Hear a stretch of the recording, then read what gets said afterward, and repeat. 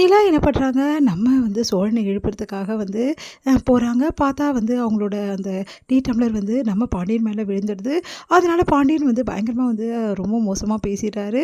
அதனால நிலா காத பொத்திக்கிறாங்க. "இவ்ளோ அசிங்கமா பேசுறாரே!" அப்படின்னு சொல்லிட்டு என்ன பண்ணுறதுன்னு தெரியாம தவிக்கிறாங்க. சேரன் வந்து "டேய் நிறுத்துடா நிறுத்துடான்னோனே" அவர் வந்து கண்ண மூடின்னு வந்து அப்படியே பேசிட்டா செமையா திட்டி விட்டுட்டு இருக்காரு. இத பார்த்து வந்து என்ன பண்ணுறதுன்னு தெரியாம தவிக்கிறாங்க. நம்ம நிலா ஓடியே போயிடுறாங்க. "இப்படி பண்ணிட்டியேடா! நிலா முன்னாடி வந்து" அப்படின்னு கண்ண திறக்க ஐய்யய்யோ!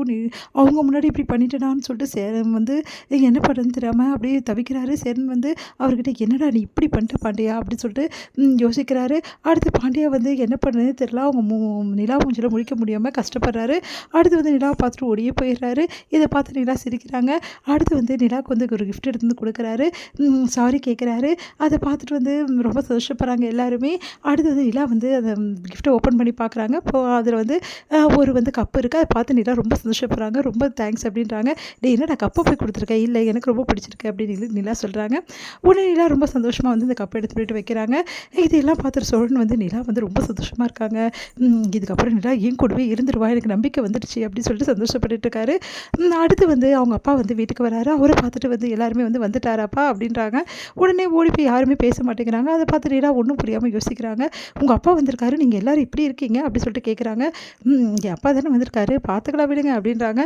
என்னங்க நீங்கள் இப்படி பண்ணுறீங்க? போய் கேளுங்கங்க. எதா ஆயிடுச்சா? என்ன ஆயிடுச்சு? அப்படின்னு சொல்லிட்டு. "இப்போ என்ன உனக்கு கேட்கணும் அவ்வளோதான். நான் போய் கேட்குறேன்" சொல்லிட்டு சோழன் வந்து "வந்தாச்சா?" அப்படின்னு. "அதான் தெரியுது. என்னை யார்றா அங்கே வச்சுப்பா? நான் வந்துட்டேன்டா" அப்படின்றாங்க. சரி சரி.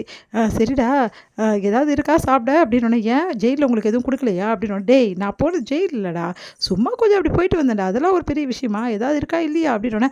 "அதெல்லாம் தீர்ந்து போச்சு" அப்படின்னு நிலா எடுத்துகிட்டு வந்து கொடுக்குறாங்க. "இந்தாங்க சாப்பிடுங்க" அப்படின்னு. "பாருடா இந்த பொண்ணுக்கு இருக்க அக்கறை கூட உனக்கு இருக்கா? அப்பங்காரன் ஜெயிலேருந்து வந்திருக்கானே, அவனுக்கு எதாவது கொடுக்கணும் செய்யணும்னு ஏதாவது தோணுதா? இப்போ புதுசாக வந்தீங்கன்னா எல்லாம் தோணும். நீங்கள் அப்பப்போ போயிட்டு போயிட்டு வரீங்களே எப்படி தோணும்?" அப்படின்றாங்க. அதை கேட்டுட்டு வந்து "ச்சே போடா" அப்படி சொல்லிட்டு சாப்பிட்றாங்க. "இந்தாங்க சாப்பிடுங்க" அப்படின்னு சொல்லிட்டு நிலா வந்து கொடுக்குறாங்க. "ரொம்ப நல்லதுமா. சரி உனக்காக தான் அந்த அக்கறை இருக்கே, ரொம்ப சந்தோஷமா. மாமனார் மேலே கொஞ்சம் அக்கறை வச்சிருக்கே, பெரிய நல்ல மருமக தாம்மா நீ" அப்படி சொல்லிட்டு சொல்கிறாரு. "மாமனாரா?" அப்படி சொல்லிட்டு நிலா யோசிச்சுட்டே போகிறாங்க. அடுத்து வந்து நிலா வந்து "இங்கே பாருங்கள், கிடச்சதா இல்லையா ரூமு?" அப்படின்ட்டாங்க. "என்னங்க நீங்கள் எல்லார் கூடயும் சந்தோஷமாக தானே இருக்கீங்க, எல்லோரும் உங்ககிட்ட நல்லா தானே பழகுறாங்க, அப்புறம் எங்கள் ரூமுன்றீங்க? ஏங்க அதுக்காக நான் இங்கேயே தங்கிட முடியுமா? நான் போய் தானே ஆகணும்." "என்னங்க நீங்கள் இப்படி பேசுகிறீங்க? அப்போ இங்கே தங்க மாட்டீங்களாங்க?" அப்படின்னோடனே. "ஏங்க நான் தான் ஆல்ரெடி சொன்னேனேங்க, தங்க முடியாதுங்க" அப்படின்னு சொல்லிட்டு. "என்னங்க நீங்கள் எல்லோரும் உங்கள் மேலே எவ்வளோ அன்பாக இருக்காங்க தெரியுமா? நீங்கள் இங்கே இருப்பீங்க சந்தோஷமாக இருக்காங்கங்க. ஏங்க நான் உங்கள் ஒய்ஃப்னு நினச்சிட்டு இவங்கெல்லாம் சந்தோஷப்பட்டுட்டு இருக்காங்க. அது இல்லைன்னு தெரிஞ்சால் என்னென்ன வருத்தப்படுவாங்க. யார் சொல்லுதுங்க நீங்கள் என் ஒய்ஃப் இல்லைன்னு சொல்லிட்டு? நீங்கள் ஒய்ஃப் தாங்க" அப்படின்றாரு. அது கேட்டுட்டு அதிர்ச்சி அடைகிறாங்க நிலா. "நீங்கள் என்ன சொல்கிறீங்க?" அப்படின்னு.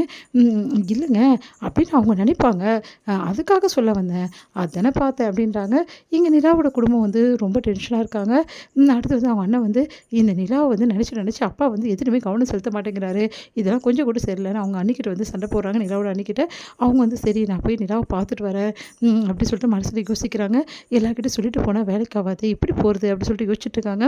அப்போ வந்து நிலாவோட அம்மா வந்து "அந்த நிலா வந்து எப்படி இருக்கா ஏது இருக்கான்னு எனக்கு ரொம்ப கவலையாக இருக்குது, கவலையாக இருக்குடி" அப்படின்னு சொல்கிறாங்க. "நீ போய் பார்த்துட்டு வர முடியுமா யாருக்கும் தெரியாமல்?" அப்படி சொல்லிட்டு கேட்குறாங்க. அதை கேட்டு அவங்க அண்ணி வந்து நிலாவோட அண்ணி அதிர்ச்சி அடைகிறாங்க. "நிஜமாவா சொல்கிறீங்க?"